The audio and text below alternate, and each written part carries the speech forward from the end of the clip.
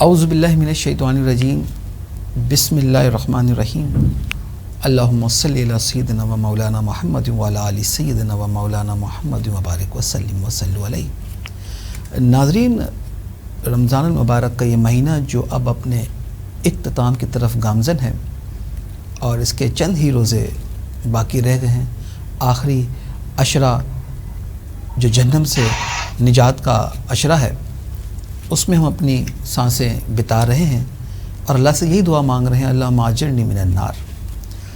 اس پورے رمضان میں میمن نیوز نے کوشش کی ایک بہت ہی انفارمیٹیو ایک ایسی ٹرانسمیشن کی جو احساس سے بھرپور ہو، اور ہر ایپیسوڈ میں ہم نے کوشش کی کہ اس معاشرے کے الگ الگ موضوعات پہ بات کی جائے۔ ناظرین کرام، انجینئر حمیر میمن پورا مہینہ آپ کے ساتھ موجود رہا اور آپ کی پسندیدگی کا بہت شکریہ۔ جس طریقے سے آپ نے ہماری کاوش کو سراہا، جس طریقے سے آپ نے فیڈ بیک دیا اور اپنی آرائیں پیش کی، یقیناً یہ سب ہمارے لیے کسی بھی تمغے سے کم نہیں ہیں۔ ہم کوشش کریں گے کہ ہم اسی طریقے سے مزید امپرومنٹ کے ساتھ آپ کو پیش کر سکیں ہماری ٹرانسمیشنز۔ ناظرین، اس مہینے کی ایک خاص بات یہ ہے کہ ہم بہت زیادہ قرآن مجید فرقان حمید کی تلاوت کرتے ہیں۔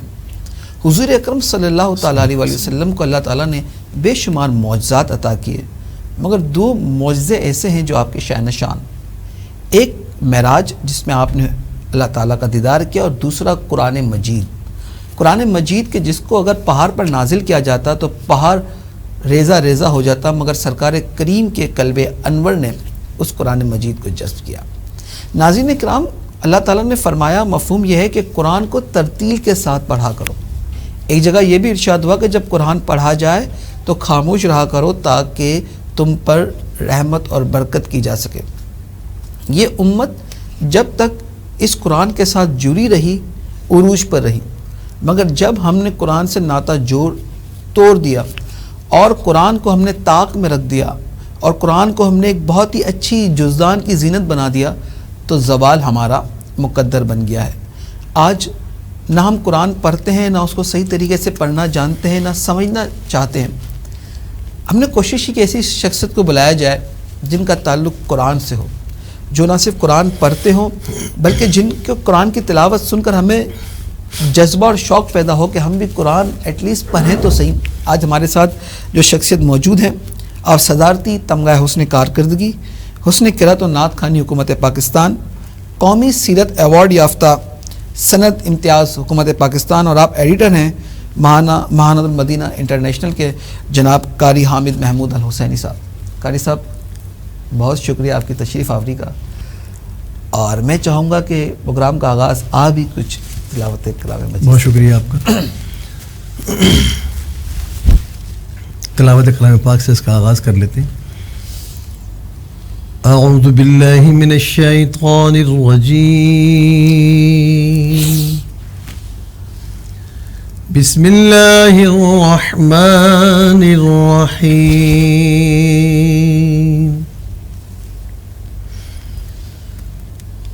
هو اللہ الذی لا الہ الا هو عالم الغیب والشہادۃ هو الرحمن الرحیم۔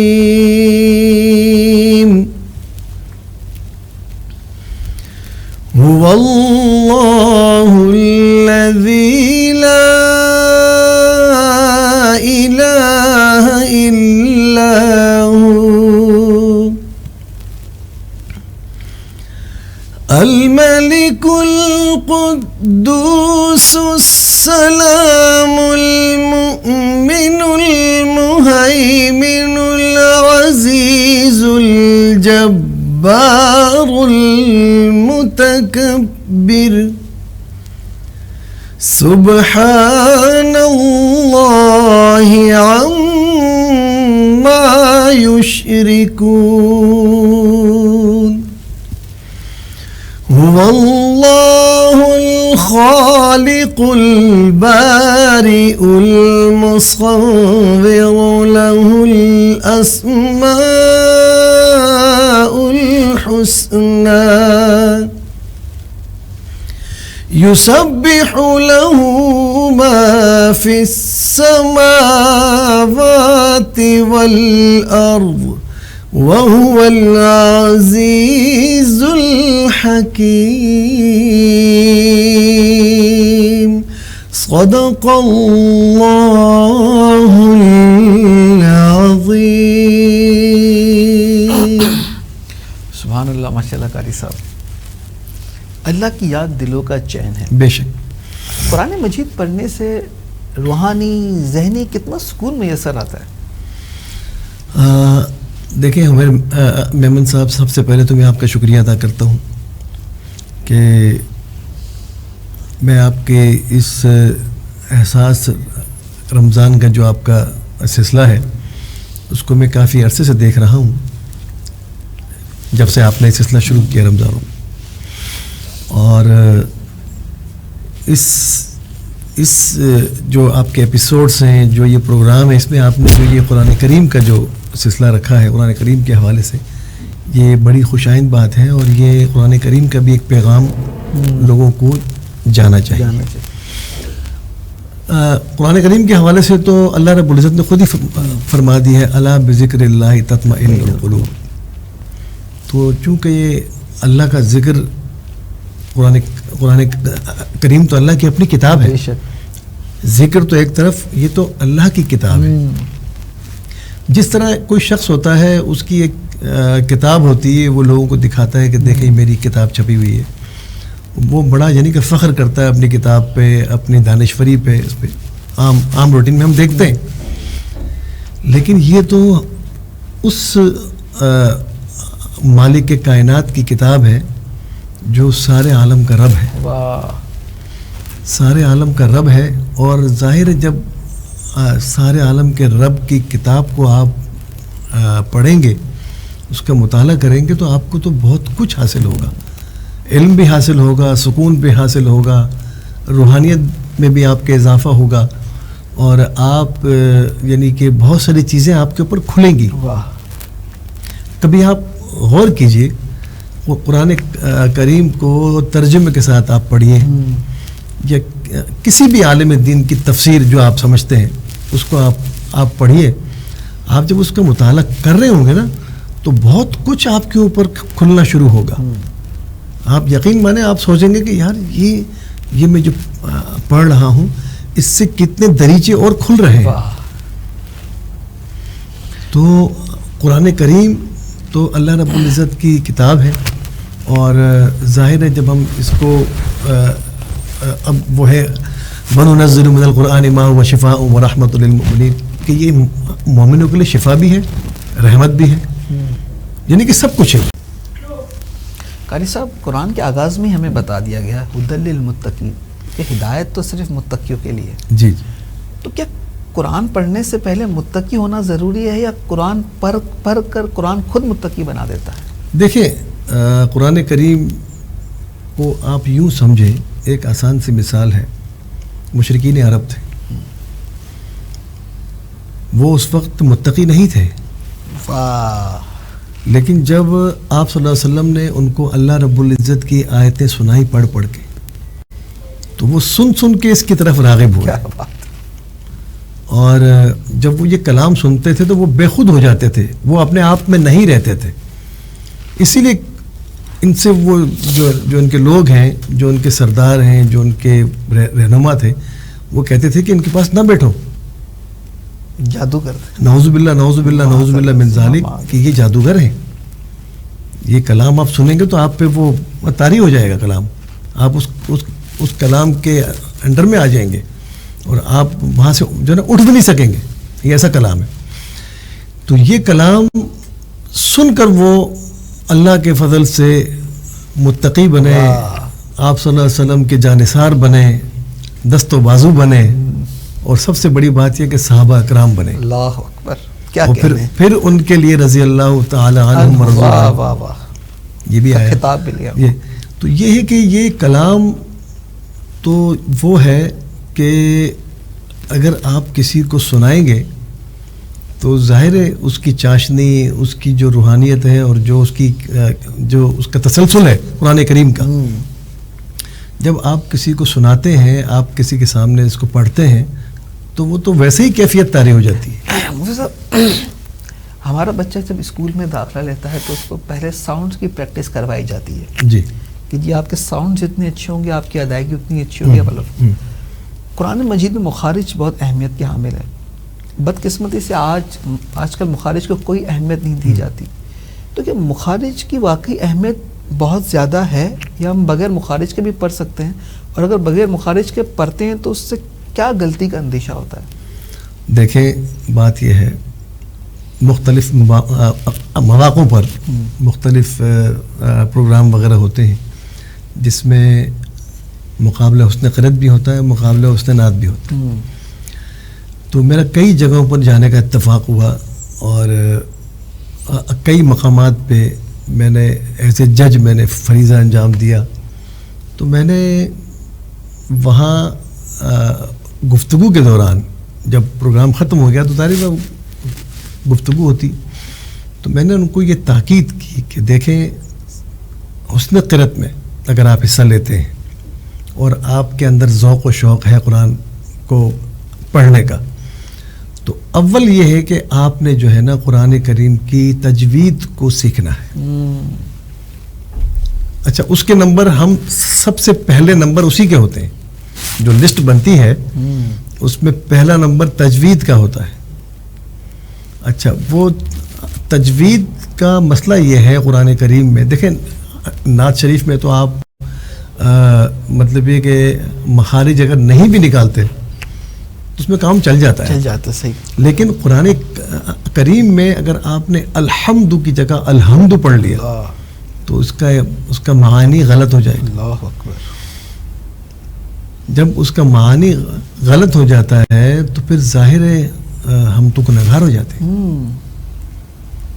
تو سب سے بڑی بات یہ ہے کہ آپ نے تجوید کو رکھنا ہے مد. اور کبھی آپ دیکھیے گا، یہ میں آپ کو بتا رہا ہوں، ایک ٹپ دیتا ہوں آپ کو میں ان بچوں کے لیے بھی جو یہ حصہ لیتے ہیں پروگرام، جس یعنی کہ بچے کا مخارج اول درجے کا ہوگا، اچھا ہوگا، وہ اگر اپنی آواز میں قرآن کریم آپ کو سنائے گا وہ آپ کو ویسی ہی بھلی لگے گی. اللہ اکبر. اب آپ ائمہ حرمین کو دیکھیں، ہر امام کی اپنی الگ آواز ہے جی، اور وہ قرأت نہیں کر رہے ہوتے، وہ تلاوت کر رہے ہوتے ہیں. اس نے قرأت ایک الگ چیز ہے، لیکن یہ کہ وہ جس انداز سے ان کا اپنا آواز ہے، ان کا اپنا لہن ہے. ہر امام کی آواز آپ کو بھلی معلوم ہو رہی ہوتی ہے. اس کی وجہ یہ ہے کہ وہ پورے مخارج کے ساتھ اس کو ادا کر رہے ہوتے ہیں. قاری صاحب، سوال یہ پیدا ہوتا ہے کہ بچے تو مخارج بہت جلدی سیکھ لیتے ہیں، لیکن جو بڑے حضرات ہیں ان کے لیے کیا مخارج سیکھنا مشکل ہے؟ اور کتنا عرصہ درکار ہوتا ہے تجوید یا مخارج سیکھنے کے لیے؟ دیکھیں، اگر انسان کوشش کرتا ہے نا کسی بھی میدان میں، کسی بھی فیلڈ میں، چاہے وہ چھوٹا ہو یا بڑا ہو، کسی بھی شعبے میں، تو وہ اس پہ مہارت حاصل کر لیتا ہے. اصل میں کمی ہمارے اندر ہے، ہم اس کے لیے وقت نہیں نکالتے. ہم دنیا کے جتنے شعبے ہیں اس میں تو ہم اپنا بھرپور کردار ادا کرتے ہیں، لیکن یہ جو شعبہ ہے اس کو اگر ہم روزانہ آدھا گھنٹہ بھی دیں نا، آدھا گھنٹہ کہ بھئی اپنا تلفظ ہمیں ٹھیک کرنا ہے، یا کسی قاری صاحب کے سامنے دو زانو ہو کے بیٹھیں اور کہیں کہ بھئی آپ ہمیں ہمارا تلفظ ٹھیک کروائیں، تو میں نہیں سمجھتا، مجھے اس بات پہ یقین ہے کہ اگر وہ اس کی کوشش کریں گے تلفظ ٹھیک کرنے کی، میرے خیال 1 ماہ میں انشاءاللہ اللہ نے چاہا ٹھیک ہو جائے. اس کا مطلب ہے کہ یہ جو ہماری سوچ ہوتی ہے کہ تجوید کی ضرورت نہیں ہے، یہ ہمارا اللہ کا معاملہ ہے، بالکل غلط سوچ ہے. یہ غلط سوچ، کیونکہ اگر ہم قرآن پڑھ رہے ہیں غلط پڑھ رہے ہیں تو یہ الٹا ہمارے لیے باعث عذاب نہ مطلب جدید ٹیکنالوجی کا دور ہے، اس ٹیکنالوجی نے قرآن کو سمجھنے میں کتنی آسانی پیدا کی ہے؟ دیکھیں، ٹیکنالوجی تو اپنی جگہ ہے، لیکن یہ جو سوشل میڈیا کا جو سلسلہ چل رہا ہے جی، اس سے ہمارے بچوں کو نقصانات تو ایک طرف ہیں، نقصانات ہیں سوشل میڈیا کے، لیکن ہمارے بچوں کو فائدہ بہت ہوا ہے. اچھا. اب دیکھیں، اس دن میں ایک مقابلے میں تھا تو ایک بچہ آیا، اس نے شام کے جو ائمہ ہیں ان کی آواز میں تلاوت کی. ایک نے لبنان کے. میں نے پوچھا، کہا کہ ہم نے تو سوشل میڈیا پہ ہم سنتے ہیں، ہم نے دیکھا تو ہمیں ان کا یہ انداز پسند آیا، تو ہم نے کئی ائمہ کی آوازوں میں وہاں تلاوت سنی. قاری صاحب، ماں باپ بچوں کے دل میں قرآن کی محبت کس طریقے سے پیدا کریں؟ ماں باپ کو کیا کرنا چاہیے؟ دیکھیں، سب سے بڑی بات یہ ہے، بچہ وہ کام کر رہا ہوتا ہے جو اس کے ماں باپ کر رہے ہوتے ہیں. آپ اگر بچے کو تاکید کریں گے اور ساتھ ساتھ آپ بھی وہی کام کریں گے تو بچہ اس کی طرف آسانی سے راغب ہوگا. اب یہاں بات یہ ہے کہ اگر آپ نے اس کو تاکید کی، اس کو تلقین کی، اس کو نصیحت کی، اور آپ اس کی طرف نہیں مائل ہو رہے، بچے کو آپ کر رہے ہیں، تو وہ آپ کے اس میں ادب میں، احترام میں، یا غصے میں، یا پریشر میں آ کے تھوڑا بہت تو حصہ لے گا، لیکن اس کے اندر یہ چیز ہوگی کہ یار جو والد صاحب مجھے کہہ رہے ہیں وہ خود تو نہیں کر رہے. تو سب سے بڑی بات یہ ہے، آپ کی بات کاٹ رہا ہوں میں. جی سر، بالکل. کہ والد جو ہے نا، اگر وہ کام خود کریں گے تو مجھے نہیں لگتا کہ آپ کے بچے کو آپ کو یہ کہنے کی ضرورت پڑے گی کہ بیٹا یہ کر لو. بیٹا وہ کرے گا. قاری صاحب، آپ کا سفر کا آغاز کیسے رہا؟ صدارتی ایوارڈ کس طرح ملا اور کیا چیلنجز پیش آئے؟ سر دیکھیں، میرا سفر جو ہے وہ 40 سال پر محیط ہے، اور اسکول کے زمانے سے حسن قرأت و نعت خوانی کی طرف اللہ کے فضل سے میرا رجحان تھا. اور اسکول میں جو اسمبلی میں جو یعنی کہ اسکول کا جو آغاز ہوتا ہے اسمبلی میں، تو میں وہاں تلاوت کیا کرتا تھا آغاز میں. سیکنڈری اسکول میں، پرائمری میں بھی تھا لیکن سیکنڈری میں زیادہ. تو وہاں سے آغاز ہوا، اور پھر وہیں سے مقابلوں میں حصہ لینا شروع کیا اللہ کے فضل سے. اور آغاز میں قاری تھا، پھر میں نے کوشش کی نعت شریف کی، تو اس میدان میں بھی اللہ نے کامیابی عطا فرمائی. لیکن یہ سفر 40 سال پر محیط ہے. ماشاءاللہ، الحمدللہ. چیلنجز کیا پیش ہیں آپ کو؟ سر بات یہ، چیلنجز تو کوئی ایسے خاص ایسے نہیں پیش آئے چیلنجز، لیکن یہ کہ مقابلے کی فضا رہی. اور زندگی میں مقابلے کی فضا رہنی چاہیے تاکہ انسان کو آگے بڑھنے کی اس سے آپ کے اندر پیدا ہوتی ہے. قاری صاحب، آپ محسوس کرتے ہیں کہ ہمارے چینلز پر قرآن مجید کی ترویج و اشاعت اور اس کے کمپٹیشن، قرأت کے کمپٹیشن کی بہت ضرورت ہے تاکہ ہماری جو نوجوان نسل ہے وہ اس سے جڑی رہے یا جڑ جائے؟ جی بالکل بالکل. دیکھیں، یہ رمضان کا جو مہینہ ہے یہ قرآن کا مہینہ ہے. قرآن اتارا ہی اسی مہینے. اچھا، ہمیں چاہیے کہ ہم ابھی کچھ دن باقی ہیں، بس آخری عشرہ بھی بس رواں دواں ہے، کہ قرآن اور صاحب قرآن کو ہم پکڑ لیں. واہ، کیا کہنے ہیں سر. قرآن اور صاحب قرآن، قرآن کریم اور جن پر یہ قرآن کریم نازل ہوا، بہت اچھی. ہم ان کا دامن اگر پکڑ لیتے ہیں تو ہم کامیاب ہو جاتے ہیں. اور دامن پکڑنے کے لیے ضروری ہے کہ قرآن مجید کے ساتھ جڑے رہیں. قاری صاحب، دور حاضر میں ایک بات کی جاتی ہے کہ صرف قرآن پڑھنے سے کیا فائدہ؟ اگر آپ معنی تفسیر نہیں پڑھتے تو قرآن بھی نہ پڑھیں. یہ تصور کتنا غلط ہے؟ دیکھیں، یہ اہلیت کی بات ہے، وقت کی بات ہے. دیکھیں، حدیث مبارکہ میں آپ صلی اللہ علیہ وسلم کا ارشاد ہے جس کا مفہوم ہے الف لام میم، کہ الف پہ 10 نیکی ہے، لام پہ 10 نیکی ہے، میم پہ 10 نیکی ہے. آپ صلی اللہ علیہ وسلم کا ارشاد تو سمجھ لیجئے حرف آخر ہے. بالکل، وہ جو کہہ دیا وہ کہہ دیا. اس کی فضیلت ایک الگ ہے، پڑھنے کی فضیلت الگ ہے. اور اب یہ کہ اگر آپ اس کو معنی کے ساتھ پڑھنے کی کوشش کرتے ہیں، تفسیر لیتے ہیں، تو یہ تو سمجھ لیجئے یہ تو سونے پہ سہاگا ہے. لیکن اگر کوئی شخص تلاوت کرتا ہے اور اب روزانہ کی بنیاد پہ ایک پاؤ سپارہ یا 2 رکوع پڑھتا ہے تو یہ کوئی وہ بات تو نہیں ہے نا کہ ہم اس کو کہیں کہ بھئی آپ صرف قرآن شریف پڑھتے ہو, ترجمہ نہیں پڑھتے. بعض لوگ تو ایسے بھی ہیں جو باقاعدگی کے ساتھ ایک صفحہ قرآن کریم کا, اس کے ساتھ ساتھ وہی سب اسی پیج پہ جو ترجمہ ہے اس کو بھی باقاعدہ پڑھتے ہیں. کوئی شخص اگر قرآن کریم کی طرف مائل ہوگا تو پھر وہ ترجمہ پڑھے گا نا, پھر جائے گا تفسیر پہ. آپ یہی اس کی حوصلہ شکنی کرتے ہیں کہ بھئی کیا فائدہ, تو وہ تو پھر اس طرف جائے گا ہی نہیں نا, جائے گا ہی نہیں.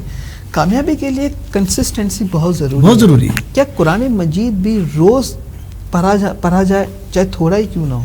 بالکل بالکل, تھوڑا ہی کیوں نہیں, آپ کی بات بالکل صحیح ہے, تھوڑا ہی کیوں نہ ہو, لیکن یہ روزانہ پڑھا جائے. اور اس کی برکات اور فضائل تو ایک الگ ہیں. آپ یقین مانیں, کوشش کر کے دیکھیں کہ اپنی ڈیوٹی پہ جانے سے پہلے, اپنے کاموں پہ جانے سے پہلے ایک مخصوص 2 رکوع 3 رکوع 1 رکوع جو آپ بآسانی پڑھ سکیں. آپ پڑھ کے تو دیکھیں سارا دن کیسے گزرتا ہے آپ کو, وہ آپ دیکھیے گا. پھر قاری صاحب, ہر کسی شخص کی کوئی نہ کوئی آیت پسندیدہ ہے. آپ کی کون سی قرآن مجید کی پسندیدہ آیت ہے؟ دیکھیں, میں عام طور پر مختلف محافل میں جو میں نے ابھی تلاوت کیا, اچھا, سورہ حشر کی آخری آیات, تو یہ ماشاءاللہ یہ ایسا ہے کہ یہ مجھے پورا قرآن کریم ہمارے سر آنکھوں پہ, اور اللہ کا کلام ہے, لیکن یہ جو آیات قرآنی ہیں یہ سمجھ لیجئے کہ ہر وقت زبان زد عام ہے. سورہ رحمان ہے اور پھر سورہ اخلاص. تو یہ کچھ ایسی آیات مبارکہ ہیں, صورتیں ہیں کہ جن کو پڑھتے ہیں نا آپ تو آپ کی کیفیت بدل جاتی ہے. قاری صاحب, میں چاہوں گا کہ آپ آخر میں پیغام دیں ہماری نوجوان نسل کو جو اس وقت ماں باپ بنی ہے, بالکل نیولی پیرنٹس کو, کہ وہ کس طریقے سے اپنے گھر میں قرآن مجید پڑھنے کی فضا قائم کر سکتے ہیں, اور قرآن مجید کا پڑھنا گھر میں کس طریقے سے جھگڑوں کو ختم کرتا ہے, برکتوں کو لاتا ہے, اور ان کو کیا پہلا قدم کس طرح اٹھانا چاہیے؟ بھئی پہلا قدم تو یہی ہوگا کہ پہلا قدم ہی ہوگا کہ انہیں قرآن کریم خود پڑھنا پڑے گا. واہ, ان کو خود پڑھنا ہوگا. وہ جب اپنے گھر میں قرآن کریم کی تلاوت کریں گے تو گھر کی فضا بنے گی. آپ یقین مانیں, آج بھی بعض ایسی اولادیں ہیں جن کے والدین دنیا سے جا چکے ہیں, لیکن آج بھی ان کی اولادیں یہ کہتی ہوئی پائی جاتی ہیں کہ یہ ہمارے والد صاحب کیا کرتے تھے. واہ واہ واہ. تو میں بھی اس چیز پہ قائم ہوں. ایک ہمارے دوست ہیں, وہ ان کے والد صاحب رمضان میں 2 قرآن 3 قرآن یا 4 قرآن ختم کیا کرتے تھے. وہ چلے گئے دنیا سے. تو وہ جو دوست تھے میرے, ان کو میں نے پوچھا آپ کی کیا کیفیت ہے؟ کہہ رہے ہیں جو میرے والد پڑھتے تھے نا میں بھی ایسے ہی پڑھتا ہوں, میں چاہتا ہوں کہ میں ان کے نقش قدم پہ چلوں. تو پہلا اسٹیپ تو آپ کو اٹھانا پڑے گا گھر کی فضا بنانے کے لیے. آپ جب گھر میں قرآن کریم کی تلاوت کریں گے, آپ وہ ذوق و شوق بیدار کریں گے تو بچے میں پیدا ہوگا. بچے میں اس وقت پیدا ہوگا جب آپ گھر کی فضا بنائیں گے. بہت اچھی بات ہے. تو یہ اسٹیپ آپ کو لینا پڑے گا. پہلا قدم ہمیں خود اٹھانا پڑے گا. اور ناظرین, قرآن مجید تو ایک ایسی کتاب ہے جس کی حفاظت کا ذمہ خود اللہ نے اپنے پر لے لیا ہے. اس میں کسی قسم کا رد و بدل ممکن ہی نہیں ہے. یہی وجہ ہے کہ سارے 1400 سال ہو گئے, بہت ساری کوششیں کی گئی, مگر اس کے ایک لفظ میں بھی رد و بدل ممکن نہیں ہوا. ناظرین اکرام, عرب کا وہ زمانہ جو فصاحت و بلاغت کا زمانہ تھا, اس زمانے میں جب سرکار کریم صلی اللہ تعالیٰ علیہ وسلم نے قرآن مجید تلاوت کی تو فصیح و بلیغ ہونے کا دعویٰ کرنے والے گونگے بن کے رہ گئے. تیرے آگے یوں ہیں دبے لچے فصحا عرب کے بڑے بڑے, کوئی جانے منہ میں زبان نہیں بلکہ جسم میں جان نہیں. عرب کے لیے قرآن مجید ایک بہت بڑا معجزہ تھا, اور قرآن نے پھر چیلنج کیا کہ کوئی ایک چھوٹی سی آیت پیش لے آؤ. وہ چھوٹی سی آیت بھی نہیں لا سکے. قاری صاحب کی بات بالکل ٹھیک ہے, ہمیں صاحب قرآن کے ساتھ بھی جڑنا ہے, کیونکہ ہم اجمیوں کے لیے قرآن اتنا بڑا معجزہ نہیں, حضور کی ذات معجزہ تھی. ہم نے حضور کو دیکھ کر مسلمان ہوئے اور عرب قرآن کو دیکھ کر قرآن کو سمجھ کر مسلمان ہوئے، کیونکہ حضور کے ساتھ تو وہ رہتے ہی تھے۔ ناظرین اکرام، ان دونوں کے ساتھ ہمیں بالکل جڑے رہنا ہے اور پہلا قدم ہمیں خود اپنے گھر سے اٹھانا ہے۔ آفس جاتے ہوئے ہم دیکھتے ہیں کہ ہم بہت زیادہ مصروف رہتے ہیں، تو ایک چھوٹا سا مشورہ یہ بھی ہے کہ جب آپ صبح آفس کے لیے تیار ہو رہے ہوں، ناشتہ بنا رہے ہو، بچے اسکول کے لیے تیار ہو رہے ہوں، تو اسپیکر پہ قرآن مجید کی تلاوت لگا دی جائے جی، تاکہ جتنا ہمارا 1 گھنٹہ ہے وہ قرآن مجید سن کر گزرا کرے، اور فجر کے بعد کچھ ضرور تلاوت ہونی چاہیے۔ جی جی، آہستہ آہستہ جب ہم شروع کریں گے، قرآن سے جڑے رہیں گے، تو پھر قرآن ہم سے اس طرح جڑ جائے گا کہ زندگی کے کسی بھی موڑ پر قرآن پھر ہمیں نہیں چھوڑے گا، بے شک، اور قیامت کے دن یہ قرآن ہمارا شفیع بھی بنے گا۔ جی جی، تو ناظرین قرآن کے ساتھ جڑے رہیں، ترجمہ نہیں پڑھتے کوئی بات نہیں، مگر اس کے الفاظ کو ضرور پڑھیں، کہ قرآن کو دیکھنا بھی ایک بہت بڑی نیکی ہے۔ اب وقت آ چکا ہے کہ ہم اس قرآن کو طاق سے نکالیں، جزدان سے نکالیں، اور ہماری زندگی کا ایک اٹوٹ انگ بنائیں۔ اللہ سے دعا ہے کہ وہ ہمیں قرآن مجید سمجھنے کی توفیق عطا کرے، پڑھنے کی توفیق عطا کرے، کہ ایک مسلمان اگر اپنے رب کا کلام نہیں پڑھتا اور دنیا میں کچھ بھی پڑھ لے تو وہ بے سود ہے، بے فائدہ ہے۔ السلام علیکم ورحمۃ اللہ وبرکاتہ۔